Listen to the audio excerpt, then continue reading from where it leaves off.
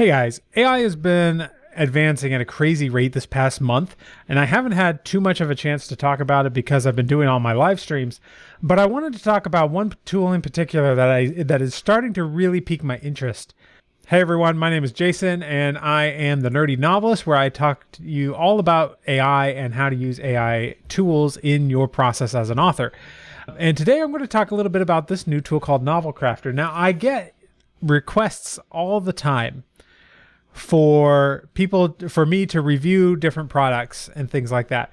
The vast majority of those requests that I get, I just throw out because they are either too similar to another tool that already exists, or they're clearly just trying to make a quick buck off of the AI craze or what have you.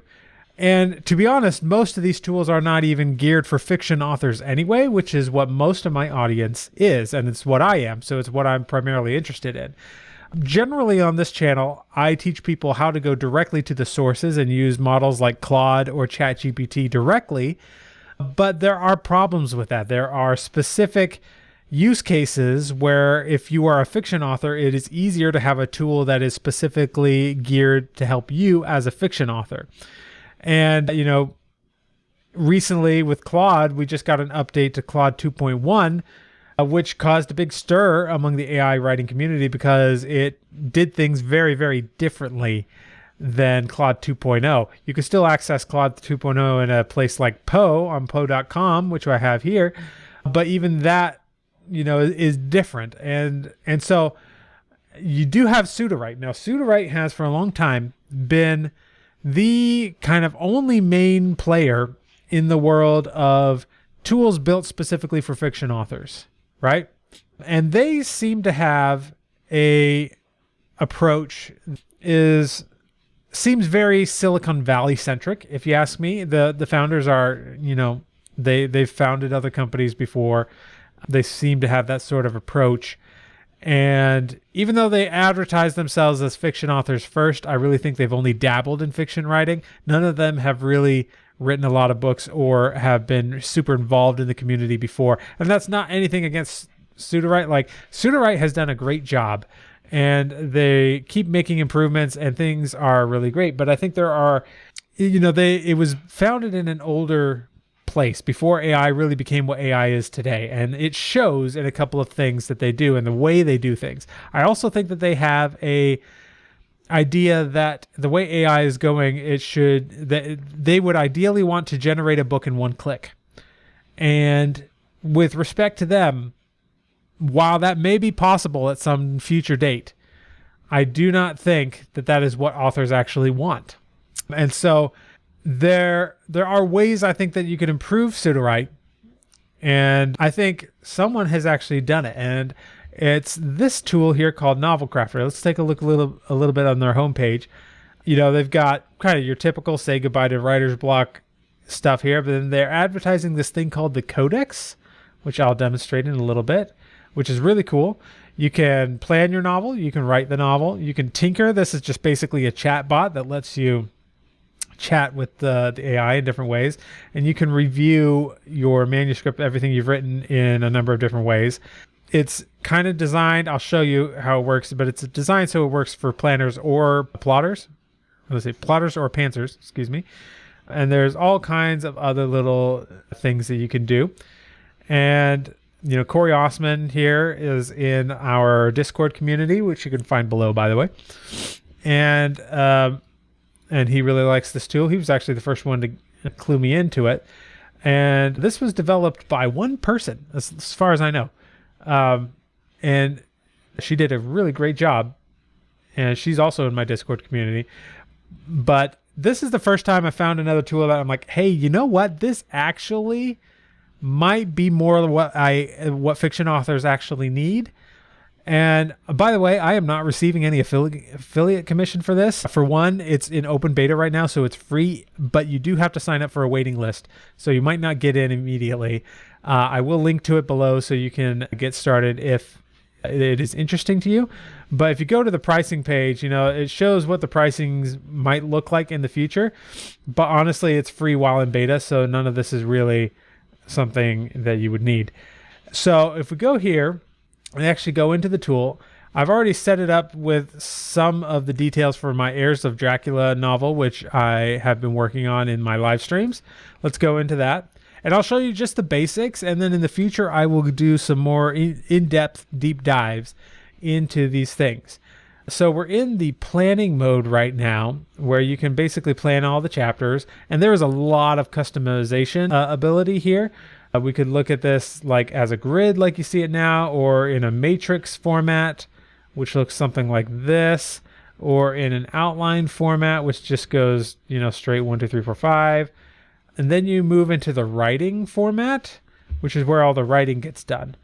And here's where you can actually stick in what you have already. So let's just delete what we have here, because I'm not sold on any of this. Let's just delete all of that. And what you can do is go we'll just change this a little bit. We go one beat at a time. Now, some of you might be thinking, well, hang on, doesn't Sudowrite do like the entire chapter all at once? Yes, it does, but there are some major issues with that workflow currently. And if you're using the best prose option in Sudowrite, it actually is almost unusable because you have to stop and edit it along the way anyway, just like you would be doing here. So the way this works, you put in the beat that you want to write, which you can write, as you need it, or if you have all your beats prepared, you can just go through them one at a time. Notice it's telling me that no POV is set for this novel, so we could edit the novel's POV, go here, and then over here we can select first person, second person, third person limited, which is the one I want. Select the character, and I have a list of characters that I've already preloaded into Novel Crafter, and I can select Mina Harker as the main character, or as the primary focus character. Then we go back into here and say, okay, this is the beat I want to write, so let's go ahead and generate prose. And we generate prose, and it gives you the option of selecting from a bunch of different models. And I think there are more models that you could not use here. Let's just say I wanted to use Claude, because Claude 2 is my favorite, so I just select Claude, and it will automatically write this beat. All right, and it is actually written quite an extensive amount of text here for that single beat. And what I would have to do at this point is edit this down significantly. But it's already, it's gotten to the deep point of view. It's definitely getting her point of view right.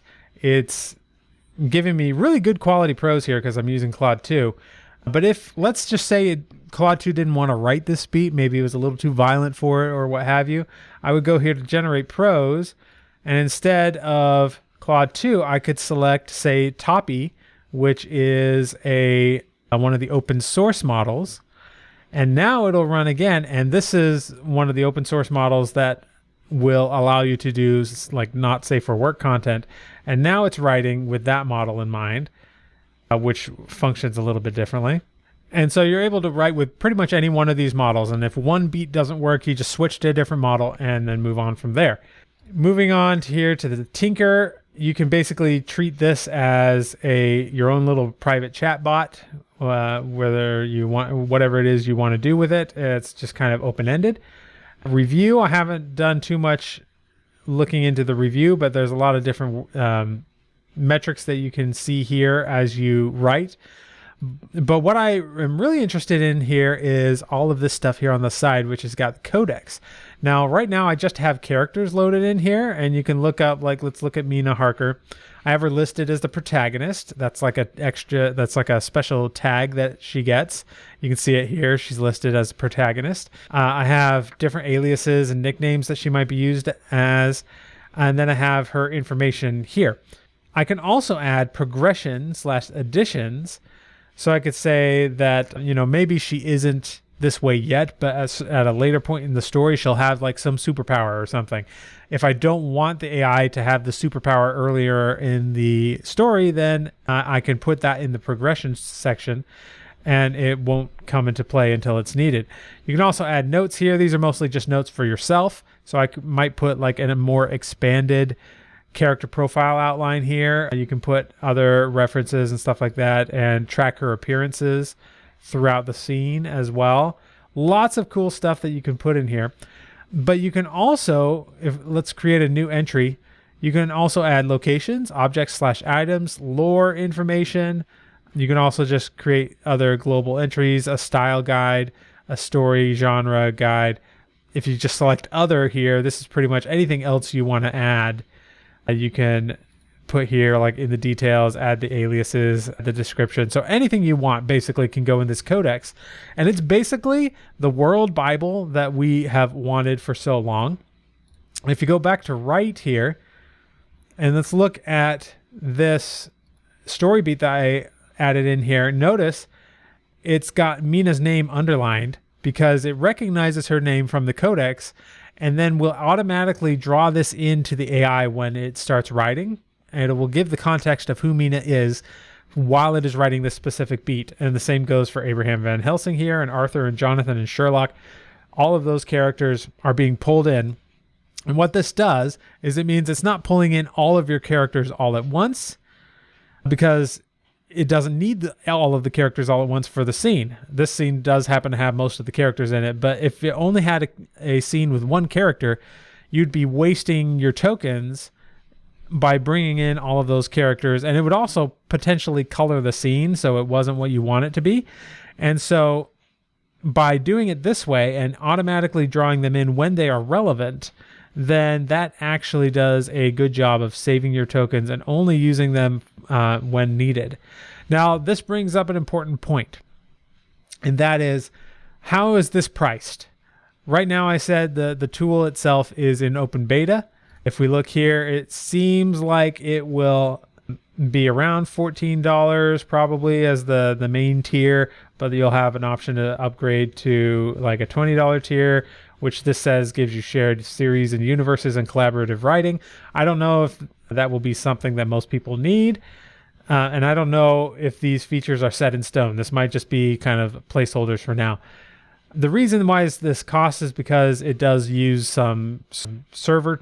Like I don't know how a lot of these things work, but I do know there are server costs on the creator side. So they basically need to pay for those costs. But the costs of the actual words of the story, of the words that you are generating, comes from an API to OpenAI's Playground, which you can get easily, as well as a API to OpenRouter to get access to all of the other models like Claude and Mistral and all of the open source models.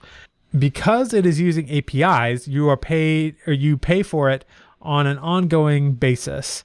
Whatever you generate affects how much you are charged. The good news is, by using the APIs, you are not going to be using very much at all. It's literally just pennies for even some of these longer entries that I do. Even with it drawing from the Codex, all of these people over here, even with drawing all of that, it's usually just a couple of pennies for a scene. And I've found it to be really good. So it's not an expensive product. It will get more expensive the more you write, but you're also writing a lot more, and so you're getting the value out of it. The last thing I want to mention here is the reason why I like doing it in this fashion, where you do it one beat at a time. And the reason for that is because as you do it this way, the AI will slowly learn your style. Because if I take this and I say, okay, we're going to trim this sentence here, and then we're going to change this phrase here, and then and I go through and edit it how I like. When I go to generate the next beat, which comes after here, which, by the way, all you'd have to do is hit enter and then a slash command, and it gives you options for scene beat.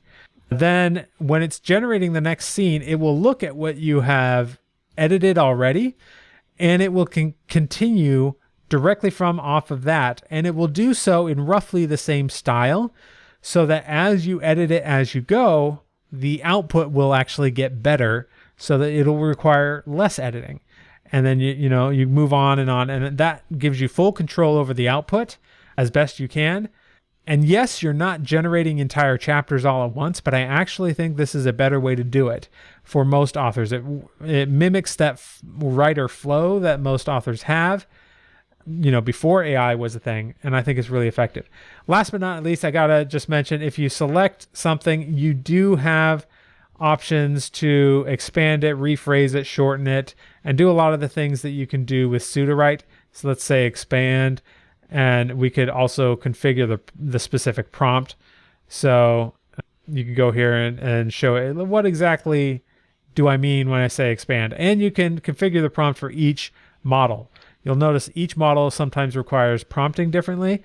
So you can go to Claude and, configure what's the temperature, the max tokens, all of that stuff, and what the prompt and the instructions look like for that. So you can go in and actually change the prompts that it uses. But it's really handy. So if I wanted to just hit expand, we'll use Claude 2 to expand it, and then hit apply. And it gives you some different text here to work with. So really cool stuff. I will probably start writing a book in this, using this workflow. I'm finishing up the one I was doing in my live streams, but in the future, I'm going to be playing around a lot more with this tool because it definitely seems to get what authors actually need a lot better than even Sudowrite. And I love Sudowrite. Sudowrite is good for other reasons, especially now that they have incorporated things like plugins, which allow you a lot more flexibility in what you can do, which, to be fair, Novel Crafter here does not have the equivalent of plugins, although it does give you a lot of flexibility to just write your own prompts and things. So there are pros and cons to each. But I'm thinking that this might actually be another separate viable option in addition to Sudowrite, depending on what your needs are and what your workflow does. One thing I know for sure it definitely does better than Sudowrite is this Codex, where you're basically able to incorporate your entire story Bible in here in a much more thorough and interesting way than what you can do in Sudowrite. So something to keep an eye on. I thought this would be interesting for you, and I hope it was. Now, before I let you go, I just wanted to bring your attention to my AI Storyteller membership, which is going to close down tonight at midnight Eastern time. So if you have wanted to get your hands on this membership, which means getting hands not only on the membership itself, but you also get my free book, 10,000 words an hour, plus my other free book, From Zero to Published, and a lot of other cool stuff. You get my AI Foundations course, you get early access to new courses as I make them, which, as soon as I'm done with these live streams tonight, I will be getting a lot busier developing that content. And then I have my system for creating a book in a day and for creating book cover with AI art, plus you get access to all of my prompts that way. So basically you get all of this for $27 a month, and this will be closing down tonight, and I do not know when I plan on opening it up again and whether or not it'll be the same price or if it'll include all of these same bonuses. I genuinely don't know what my plan is going forward. I have to I'm shutting it down so I can reevaluate everything, see how things are going with the current members that I have. We have over 400 now, and just see how that goes. Because what I really want to do is make this thing the best that it can be and not focus too much on marketing it or, having to deal with the support issues of new people coming in and all of that. And so I'm shutting it down so I can make it really awesome. And then presumably, yes, I will be opening it up again, but I'm not sure where that will be and if it'll be the same deal that you can get now. So definitely go check that out now because it will be closing down tonight, and I will see you in the next video.